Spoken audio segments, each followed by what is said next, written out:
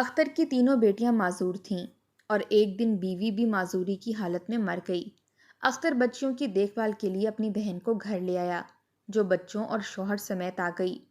اختر کام پہ جاتا تو بہن اور بہنوئی لالچ میں آ کر بچیوں کو زبردستی مار پیٹ کر بھیک مانگنے کے لیے سڑک پر چھوڑ آتے اور کہتے، اگر باپ کو بتایا تو جان سے مار دیں گے۔ بچیاں سہم جاتیں اور وہ اختر کے آنے سے پہلے بچیوں کو لے آتے۔ ایک دن بچیوں کی طبیعت خراب ہوئی تو اختر انہیں ہسپتال لے کر گیا تو اس کے اوپر قیامت ٹوٹ پڑی، کیونکہ تینوں بچیاں حاملہ تھیں اور آج اختر کی شادی تھی۔ وہ جس سے شادی کر رہا تھا وہ بالکل بھی اس کے شایان شان نہ تھی۔ اختر ایک با اخلاق، خوش شکل اور پرکشش شخصیت رکھنے والا لڑکا تھا، انتہائی خوبصورت، اتنا پیارا تھا کہ گاؤں کی ہر عورت اسے اپنا داماد بنانے کے خواب دیکھا کرتی تھی۔ آخر وہ تھا ہی ہر کسی کا احترام کرنے والا۔ مگر آج جب اختر کی شادی ہونے والی تھی تو محلے کی عورتیں حسرت سے ٹھنڈی سانس خارج کر کے رہ چکی تھیں۔ کوئی بھی اختر کی شادی پر خوش نظر نہیں آ رہا تھا۔ سبھی کان جوڑے چہ منگویاں کرنے میں مصروف تھیں اور سب بیچارے اختر کی قسمت پر افسوس کر رہے تھے۔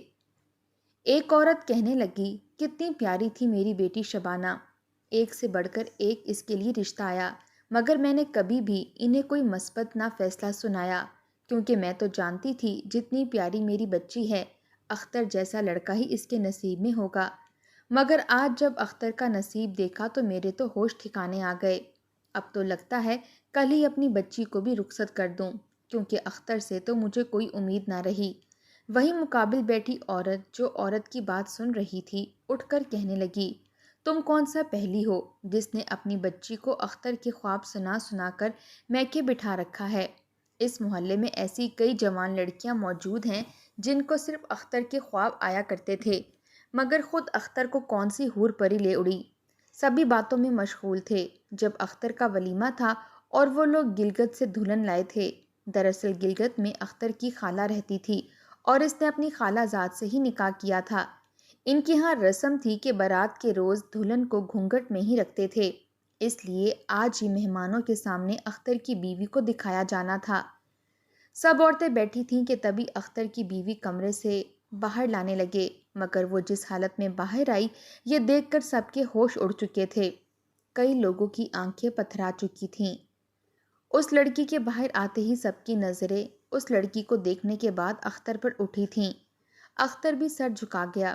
رمیسا نے اپنے چہرے پر ایک مسکان کو ظاہر نہیں ہونے دیا تھا۔ اختر کی بیوی رمیسا ایک معذور لڑکی تھی جو اس کی ہم عمر ہی تھی، مگر لڑکھڑاتے ہوئے چل رہی تھی۔ یوں لگتا تھا جیسے اس کی ایک ٹانگ دوسری ٹانگ سے چھوٹی ہو، وہ ٹھیک سے چل بھی نہیں پا رہی تھی۔ اس کی کمر جھکی ہوئی تھی اور کندھوں کے بیچ کا حصہ اونٹ کی کوہان کی طرح کچھ اوپر کو نکلا ہوا تھا۔ وہ تو کسی کبڑے کی مانند معلوم ہوتی تھی۔ اس کا دایاں ہاتھ اس کی دائیں ٹانگ پر تھا اور وہ دلہن بنی ہوئی مہمانوں کے سامنے صوفے پر آ بیٹھی۔ جب لوگوں نے دیکھا تو کسی کو بھی یقین نہیں آ رہا تھا کہ یہ اختر کی دلہن ہے، یہاں تک کہ کچھ نے تو اختر کی ماں سے بھی پوچھ لیا کہ یہ آپ کی بہو ہے۔ جب اختر کی ماں نے تصدیق کر دی تو مجبوراً عورتوں کو ماننا ہی پڑا۔ وہ ایک نظر اختر کو دیکھنے لگتیں اور ایک نظر اس کی بیوی رمیسا کو۔ کسی کو بھی یقین نہیں آ رہا تھا اختر ایسی لڑکی سے شادی کر سکتا ہے۔ وہیں کچھ اور تو طعنے بھی دینے لگیں، میری بچی سے شادی نہیں کی نا تو اس کو ایسی لڑکی ملی ہے، یہ مغرور لڑکا ایسی لڑکی کے ہی قابل ہے۔ میری بچی میں کیا کمی تھی جو اس نے انکار کر دیا؟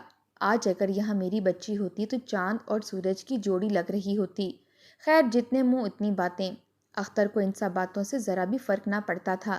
جبکہ رمیسا نے جب یہ آوازیں سنی تو وہ سچ میں گھبرا گئی، اس کی آنکھوں سے آنسو بھی گرے تھے۔ وہ تو خود اختر کے سامنے خود کو کمتر محسوس کر رہی تھی۔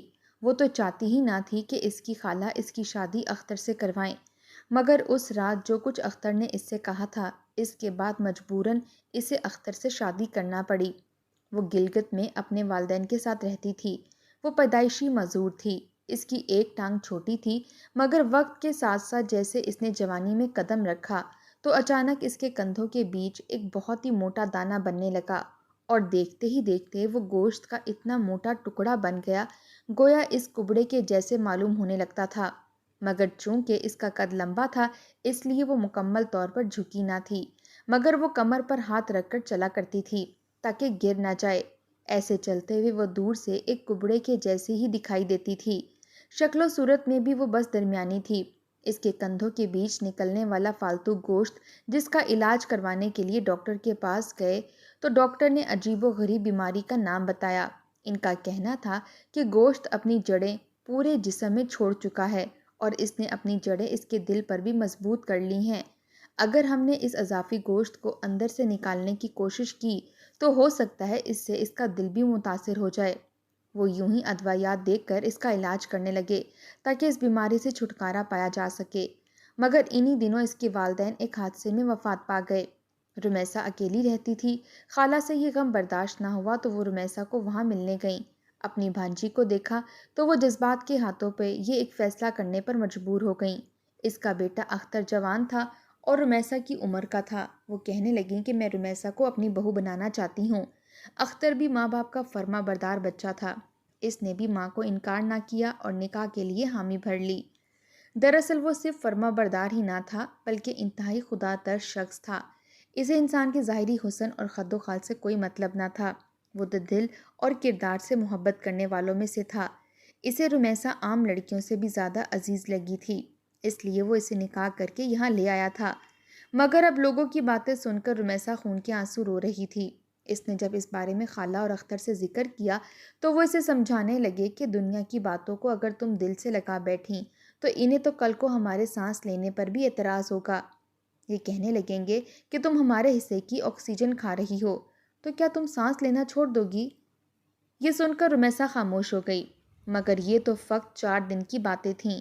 لوگوں کو تو 4 دن بعد کسی اور کی بات مل جاتی تو وہ سب اس بات کو گھسیٹتے رہتے۔ یوں رمیسا کی جان لوگوں سے چھوٹ گئی۔ وہ اپنی ساس کا ہاتھ گھر کے کاموں میں بٹانے لگی اور اختر کا بھی خوب خیال رکھا کرتی۔ چند سال بعد خدا نے اختر کو بیٹی سے نوازا۔ وہ چاہتا تھا اس کی بچی بالکل ٹھیک اور صحت مند پیدا ہو۔ ڈاکٹروں نے بھی یہی کہا تھا کہ بچے نارمل ہی پیدا ہوں گے۔ مگر جب اس کی بڑی بیٹی پیدا ہوئی اور چلنے پھرنے کی عمر کو پہنچی تو وہ بچی صرف بیٹھ سکتی تھی، چلنے کے قابل ہی نہ تھی۔ پھر کیا تھا، کئی ڈاکٹروں سے علاج کروایا مگر بے سود۔ ڈاکٹروں نے کہا تھا کہ یہ پیدائشی معذور ہے، اس کے اندر بھی اس کی ماں کی خصوصیات آ چکی ہیں، اس لیے یہ اب کبھی بھی ٹھیک نہیں ہو سکتی، چاہے جو مرضی ہو جائے۔ اختر یہ سن کر بہت افسردہ ہوا تھا۔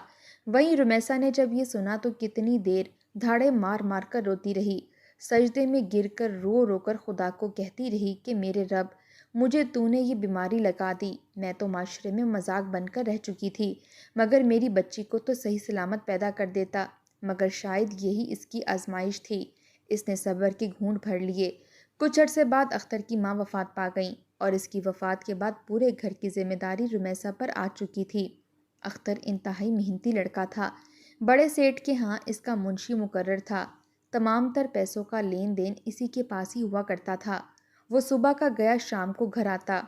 ایک بار پھر رمیسا حاملہ ہوئی تو اس نے ڈاکٹر سے پہلے ہی علاج کروانا شروع کر دیا کہ اس بار اس کا بچہ صحت والا پیدا ہو۔ ڈاکٹر نے اسے خوشخبری سنائی تھی کہ وہ 2 بچوں کی ماں بننے والی ہے۔ یہ خبر سن کر رمیسا کی خوشی کی کوئی انتہا نہ رہی، مگر جب وہ بچے پیدا ہوئے تو وہ بھی معذور تھے۔ جیسے جیسے بڑی ہوئی تو چل پھر ہی نہیں سکتی تھیں، بس ایک ہی جگہ بیٹھے رہتے۔ ان کا ذہنی توازن بھی بالکل بچگانہ ہی رہنے والا تھا۔ ہر وقت کھیل کود اور چیخو پکار کرنا ہی ان کا شیوا تھا۔ رمیسا تو اختر کے گلے لگ کر پھوٹ پھوٹ کر روتی رہی اور رو رو کر یہی بات کہتی رہی کہ آپ نے مجھ سے شادی کر کے غلطی کر دی۔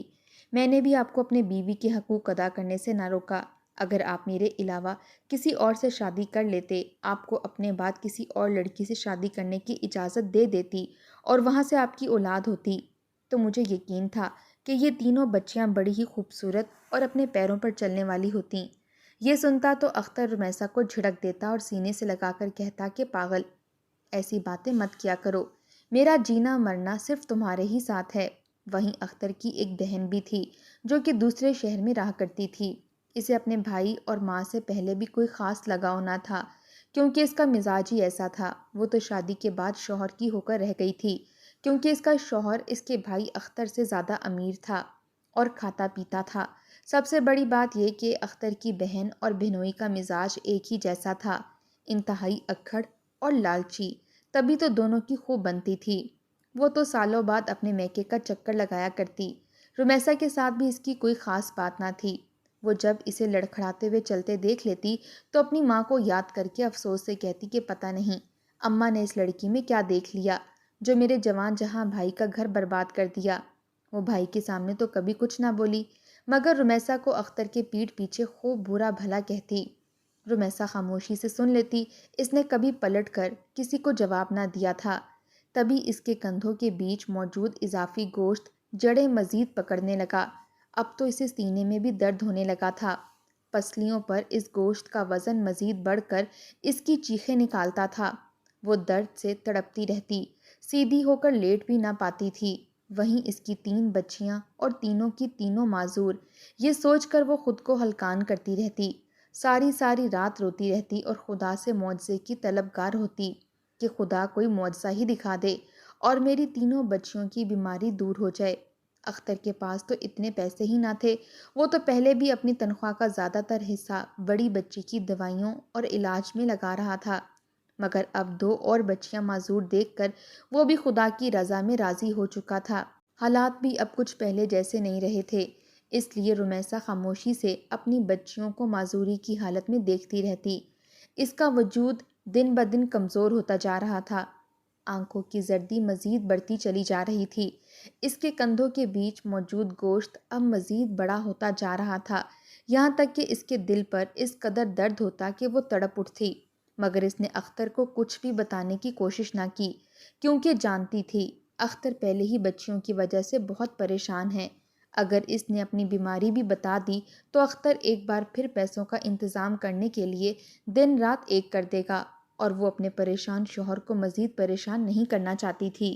اس کی بڑی بیٹی جو بول تو ٹھیک لیتی تھی، مگر جب بھی کچھ لینا چاہتی تو چل ہی نہ پاتی، جتنی بھی کوشش کر لیتی وہ منہ کے بل زمین پر گر جاتی اور خود کو گھسیٹ گھسیٹ کر کسی چیز تک پہنچتی تھی۔ اس کی تینوں بچیاں ہی ایسی تھیں، کندھوں پر موجود اضافی گوشت نے آخر ایک روز اپنا کام کر دکھایا۔ اس رات رمیسا شدید تکلیف محسوس کر رہی تھی، جب مزید برداشت نہ کر سکی تو رات کے 1 بجے وہ اختر کو جگانے لگی اور بولی کہ مجھے شدید درد ہو رہا ہے، خدا را کچھ کرو، مجھے لگ رہا ہے میری موت قریب ہے۔ اختر نے اس کی حالت دیکھی تو فوراً سے ڈاکٹر کے پاس لے جانے لگا، مگر گھر سے باہر نکلنے سے پہلے ہی اس کا اضافی گوشت جو ایک بڑا پھوڑا بن چکا تھا ایک دم سے پھٹ گیا۔ رمیسا کا پورا وجود خون سے لت پت ہو چکا تھا، درد اس قدر شدید تھا کہ رمیسا چلانے لگی۔ اس کی چیخ سن کر محلے والے اکٹھے ہونے لگے کہ آخر یہاں کیا ہو گیا ہے۔ رمیسا اختر کے ہاتھوں میں تڑپ تڑپ کر مر گئی، جب تک وہ اسے ڈاکٹر کے پاس لے کر گیا اس کی روح پرواز کر چکی تھی۔ اختر ہاتھ مسلتا رہ گیا، کتنی دیر وہ روتا رہا اور اپنی تینوں معذور بچیوں کو سینے سے لگائے بیٹھا رہا۔ اسے تو یقین ہی نہیں آ رہا تھا کہ اس کی رمیسا اسے چھوڑ کر جا چکی تھی، مگر شاید یہی اس کی قسمت میں لکھا تھا۔ اس کی بڑی بیٹی اس وقت 12 سال کی تھی، جبکہ باقی 2 10 سال کی تھیں۔ وہ اپنی بچیوں کو دیکھتا اور پل پل اندر اندر کڑتا رہتا۔ وہ جوان جہاں تھا، مگر اس کے باوجود پریشانیوں اور بیٹیوں کو دیکھ دیکھ کر اس کے سر کے بال وقت سے پہلے ہی سفید ہونے لگے، وہ بوڑھا سا لگنے لگا تھا۔ محلے کی عورتیں اختر کو دیکھتیں تو بس گہری سانس خارج کر کے رہ جاتیں، کہتی تھیں کہ کیسا خوبصورت جوان تھا، مگر حالت دیکھو اب اس کی کیا ہو چکی ہے۔ اختر کو کام پر جانا پڑتا تو پیچھے بچیوں کی اسے فکر لگی رہتی، آخر ماں کے علاوہ کون بچیوں کی ذمہ داری اٹھا سکتا ہے۔ انہی دنوں اس کی بہن اس سے ملنے کے لیے وہاں آئی۔ اس نے جب بھائی کو دیکھا کہ وہ اپنی بچیوں کی خدمت کرتا ہے اور انہیں ناشتہ اور کھانا بنا کر دیتا ہے تو وہ بھائی سے کہنے لگی کہ میں آپ کی بچیوں کی ذمہ داری اٹھانے کو تیار ہوں۔ اختر نے یہ سنا تو خوش ہو گیا، بہن سے کہنے لگا کہ تم یہیں رہ جاؤ، میری بچیوں کی دیکھ بھال کرو، بدلے میں تمہارا خرچہ اٹھا لیا کروں گا۔ اس کی بہن نجمہ شاید چاہتی ہی یہ تھی، فوراً کال کر کے اپنے شوہر اور بچوں کو بھی بلا لیا، وہ بھی بوریا بستر اٹھائے یہاں آ چکے تھے۔ در حقیقت وہاں ان کا گھر جو کہ کرائے پر تھا، کرایہ نہ دینے کی وجہ سے پہلے ہی چھڑوا دیا جا چکا تھا۔ نجمہ بہانے سے یہاں آئی تھی تاکہ بھائی کی ہاں کچھ روز رہنے کی مہلت مانگ سکے، مگر یہاں کی حالت دیکھ کر تو جیسے اسے گرین سگنل مل چکا تھا۔ وہ خوشی خوشی بچوں سمیت یہاں رہنے کے لیے آ گئی۔ بھائی کے سامنے تو معذور بچیوں کو خوب پیار کرتی، مگر جو ہی اختر کام پر چلا جاتا تو فوراً اس کا رویہ ہی بدل جاتا۔ وہ بچیوں کو مارتی اور کہتی، تم لوگ تو نہ جانے کیوں اس دنیا پر آ گئی ہو، تم جیسے لوگ ہی ہوتے ہیں جو اس دنیا پر بوجھ ہوتے ہیں، فضول ہوتے ہیں۔ بچیاں پھپھو کے منہ سے یہ سنتی تو رونے لگتیں۔ آخر کو معذور تھیں، خود اٹھ کر کہیں جا بھی نہ سکتی تھیں۔ خود کو گھسیٹتے ہوئے اگر اس کمرے سے نکلنا چاہتی تو پھپھو کے بچے خوب مذاق اڑاتے اور بے عزتی کرتے، یہاں تک کہ وہ ان کے بال پکڑ کر انہیں گھسیٹنے لگتے۔ معصوم بچے ابا کو بتانا چاہتی تھیں مگر کچھ بتا نہ پاتیں۔ اختر نے جب دیکھا کہ نجمہ ہمیشہ کے لیے یہاں آ گئی ہے تو ایک روز وہ بہنوئی سے کہنے لگا کہ آپ یہاں پر اپنا کاروبار کب شروع کریں گے؟ انہوں نے جب یہ سنا تو حیران رہ گیا، فوراً بات کو ٹال گیا۔ اس نے کاروبار تو اپنے مقامی شہر میں رہ کر بھی نہ کیا تھا، بس یوں ہی دھوکہ دھڑی اور فراڈ کر کے پیسے کماتا رہتا تھا، اور یہاں آ کر بھی اس کا یہی کرنے کا ارادہ تھا۔ وہ 2-3 دن پورے شہر میں پھرتا رہا۔ ایک روز واپس آیا تو کہنے لگا، مجھے ایک بڑا ہی اچھا کام ملا ہے، ہماری خوب آمدنی ہوگی۔ نجمہ نے پوچھا کہ کیسا کام؟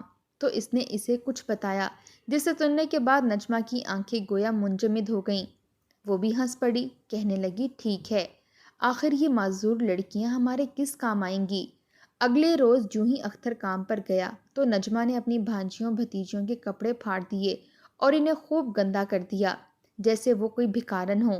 ایسا کرنے کے بعد اس نے انہیں ایک ریڑھی پر دلوایا اور شوہر سے کہنے لگی کہ جاؤ لے جاؤ۔ بہنوئی بچیوں کو بھیک مانگنے کے لیے روڈ پر چھوڑایا۔ بچیاں روتی رہیں، بلکتی رہیں، مگر انہوں نے خوب ڈرا رکھا تھا۔ کہنے لگے، اگر باپ کو کچھ بتایا تو تم لوگوں کی ہڈیاں توڑ دیں گے۔ بچیاں بھی سہم چکی تھیں، آخر کو پھپھو اور پھپھا کے رویے سے واقف تھیں۔ اختر کا تو سارا کام ہی چونکہ سیٹھ کے ساتھ ہوتا تھا، اس لیے اسے شہر میں جانے کا موقع ہی نہیں ملتا تھا۔ وہ ہر وقت سیٹھ کے ساتھ ہی کاپی پینسل تھامے کھڑا رہتا، اور یہاں دوسری جانب اس کا بہنوئی اس کی بچیوں سے بھیک منگوا کر خوب پیسے اڑا رہا تھا۔ وہ چاہ کر بھی اپنے باپ کو کچھ بھی نہیں بتا سکتی تھیں۔ یوں ہی کرتے کرتے 3 سال گزر گئے۔ وہ بچیاں روزانہ بھیک مانگنے سڑک پر جاتی، جہاں پر لوگوں کا رش زیادہ ہوتا، لوگ انہیں خوب پیسے دیا کرتے اور اختر کے آنے سے پہلے انہیں لے آتے۔ اختر بھی کام کے بوجھ تلے دب چکا تھا۔ بچیوں کا زرد چہرہ دیکھتا تو پریشان ہو جاتا۔ اکثر بچیوں کو کہتا کہ وہ کیوں پریشان سی لگتی ہیں، اب ماں کو بھی مرے ہوئے عرصہ ہو گیا ہے، وہ کیوں نہیں باقی بچیوں کی طرح ہنسی خوشی رہتیں؟ مگر بچیاں کیا جواب دیتیں، وہ تو بس روتے ہوئے سر جھکا جایا کرتی تھیں۔ ایک روز بڑی بچی نے باپ کو کچھ بتانے کی ہمت کی تو فوراً پھپھو آ گئیں۔ اس نے بعد میں بچی کو اتنا مارا کہ وہ بے ہوش ہو گئی۔ باقی دو تو بہن کی یہ حالت دیکھ کر ہی ایک دوسرے سے لپٹ چکی تھیں۔ وہ روزانہ بچیوں کے ہزاروں روپے لے کر آیا کرتی تھیں، جسے اختر کا بہنوئی اپنی کمائی بتا کر خرچ کیا کرتا تھا۔ چند روز گزرے تو بچوں کی طبیعت خراب ہونے لگی۔ دونوں چھوٹی بچیوں کو بخار تھا، جبکہ بڑی بچی کو بار بار کیا آ رہی تھی اور بلڈ پریشر لو محسوس ہو رہا تھا۔ اس کی طبیعت خراب دیکھی تو اختر تینوں بچیوں کو ایک ساتھ ہسپتال لے گیا تاکہ ان کے لیے دوا لا سکے، مگر ڈاکٹر نے جب بڑی بیٹی کی حالت دیکھی تو فوراً کچھ ٹیسٹ کروائے، جن کا رزلٹ سامنے آیا تو اختر کے پیروں کے نیچے سے زمین نکل گئی۔ کیونکہ اس کی بڑی بیٹی حاملہ تھی، اختر نے یہ سنا تو چہرہ سرخ ہو گیا اور اپنی بچی کو دیکھا جو کپ کپاتی ہوئی باپ کو ہی دیکھ رہی تھی۔ اختر اسے گھر لایا۔ اسے خود سمجھ نہیں آ رہی تھی آخر بچی سے کیا سوال کرے۔ اس کی بچی تو ہر وقت گھر رہا کرتی تھی، تو پھر یہ سب کس نے کیا تھا؟ وہیں بچیاں باپ سے اس قدر خوفزدہ تھیں کہ رونے لگیں، چیخو پکار کرنے لگیں، باپ کے آگے ہاتھ جوڑ کر کہنے لگیں کہ میری کوئی غلطی نہیں ہے، میں نے کچھ بھی نہیں کیا۔ وہ غصے سے اپنی بہن کے پاس آیا اور آ کر سوال کرنے لگا کہ میری بچیاں حاملہ کیسے ہو گئیں؟ یہ تو معذور ہیں، چل بھی نہیں سکتیں، ہر وقت گھر میں موجود رہتی ہیں، کون آیا گھر؟ اختر رو رہا تھا، اپنے بال نوچ رہا تھا۔ وہی نجمہ کا شوہر اپنا چہرہ چھپانے لگا، اس کا وجود پسینے سے شرابور ہو چکا تھا۔ اختر کو شک اپنے بہنوئی پر تھا۔ وہ اپنے بہنوئی کا گریبان پکڑ کر کہنے لگا، کہیں یہ سب تم نے تو نہیں کیا؟ اتنا کہنا تھا کہ تبھی بڑی بیٹی رونے لگی اور باپ کو اپنے پاس بلایا۔ جب اختر اس کے پاس گیا تو وہ روتے ہوئے سب کچھ سچ بتانے لگی کہ پھپھو اور پھوپھا ہم سے بھیک منگوا رہے تھے، چونکہ آپ مصروف ہوتے تھے، رات کو ہی واپس آتے تھے، اس لیے انہوں نے ہمیں ڈرا رکھا تھا کہ اگر ہم نے آپ کو بتایا تو وہ آپ کو کھانے میں زہر دے کر مار دیں گی۔ اور اب جب ہمیں کوئی بھیک بھی نہیں دے رہا تھا، اس لیے ایک ماہ سے ہمارا پھپھا ہم سے غلط کام کروا رہا تھا۔ وہ ہمیں ایک جگہ جا کر چھوڑ آتا تھا اور پھر وہاں سے لے آتا، بدلے میں وہ اسے لاکھوں روپے دیتے تھے۔ اختر نے جب یہ سنا تو اس کا وجود کپ کپانے لگا۔ وہ فرش پر گر گیا اور سینے پر ہاتھ رکھ کر مسلنے لگا۔ اسے تو یقین ہی نہیں آ رہا تھا کہ اس کی بہن اور بہنوئی اس کے ساتھ اتنا بڑا کھیل کھیل سکتے ہیں۔ بچیاں تو سانجھی ہوتی ہیں، ان کی عزت بھی سانجھی ہوتی ہے، بھلا یہ سب کیسے ہو سکتا تھا؟ اگلے ہی پل جا کر اس کا گریبان پکڑ لیا۔ پوری قوت سے آج اس نے اپنے دل کی بھڑاس بہنوئی اور بہن پر نکالی تھی۔ اتنا مارا کہ اس کے ناک سے خون بہنے لگا تھا۔ اس نے بہن اور بہنوئی پر فوراً قانونی کارروائی کرتے ہوئے پولیس کے ہاتھوں پکڑوا دیا اور اپنے بچوں سے معافی مانگنے لگا۔ اس نے بالکل ہی اپنی بچیوں کی ذمہ داری بہن کو دے دی تھی اور خود ان سے بالکل فراموش ہو چکا تھا۔ آج جو کچھ ہوا تھا اس کے پیچھے کہیں نہ کہیں اختر خود بھی ذمہ دار تھا۔ آخر کو اپنے بچوں پر نظر رکھنی چاہیے تھی۔ اس نے اپنی بچیوں کو ایک اچھے ڈاکٹر کے پاس لے جا کر حمل ضائع کروایا اور پھر انہیں اپنے گھر لے آیا۔